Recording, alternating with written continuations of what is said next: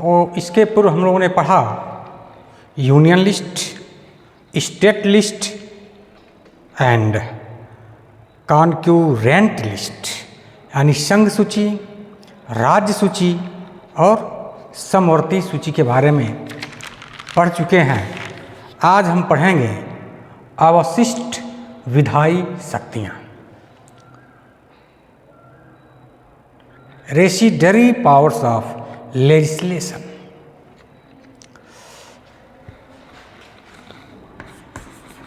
Residuary powers of legislation, यानी कि अवशिष्ट विधायी शक्तियाँ।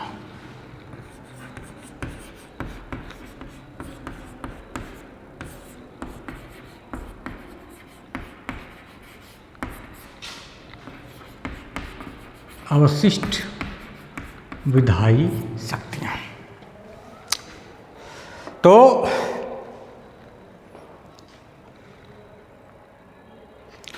अवशिष्ट विधायी शक्तियाँ वे शक्तियाँ हैं जिनका उल्लेख 7वीं सूची की किसी भी सूची में नहीं किया गया है।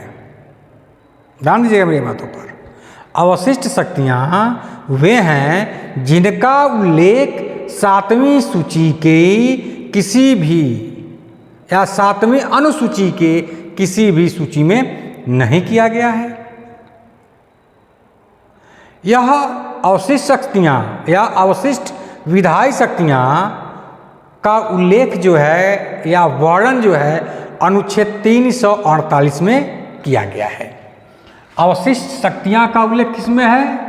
अनुच्छेद भारतीय संविधान के अनुच्छेद 248 में किया गया है।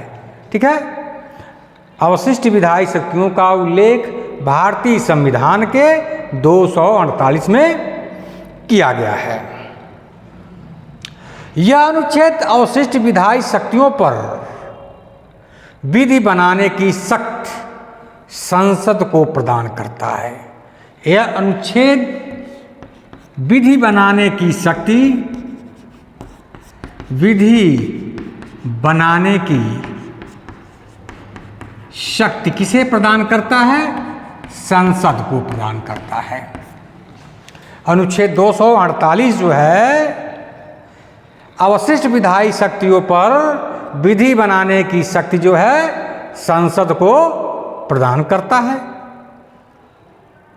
अब अमेरिका, ऑस्ट्रेलिया जैसे संघीय राज्यों में अवशिष्ट विधायी शक्तियों या अवशिष्ट विधायी शक्तियां राज्यों को सौंपी गई है।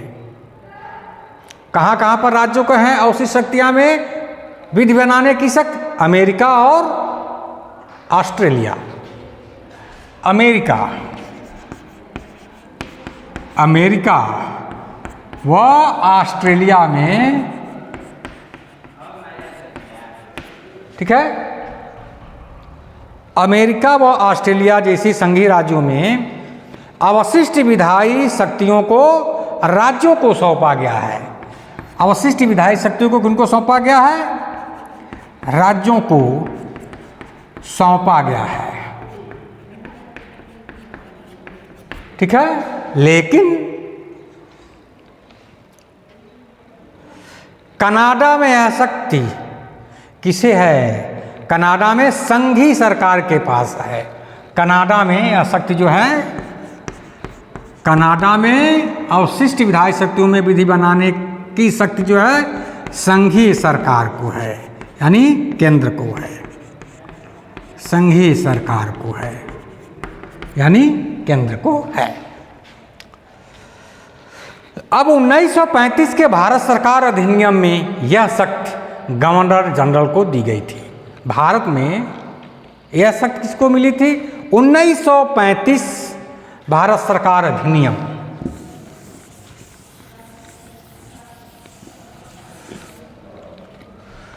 उन्नीस सौ 35 भारत सरकार अधिनियम के अंतर्गत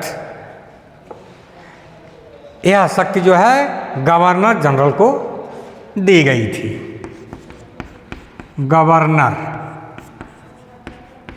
जनरल को दी गई थी। अब भारतीय संविधान द्वारा यह शक्ति केंद्र को सौंपी गई है। अवशिष्ट विधायी शक्तियों में या अवशिष्ट विधायी शक्ति में कानून बनाने की शक्ति किसे है?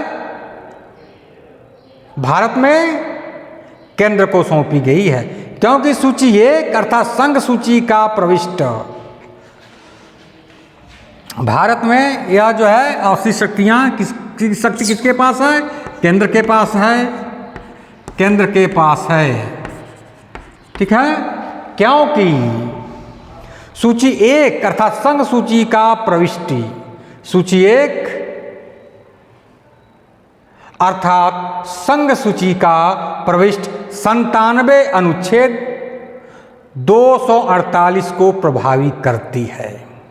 और इसमें यह कहा गया है कि कोई अन्य विषय जो सूची 2 या सूची में गिनाए नहीं गए हैं संघ सूची के अंतर्गत आएंगे।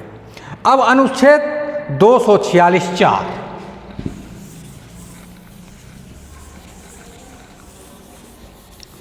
अनुच्छेद 246(4) क्या कहता है?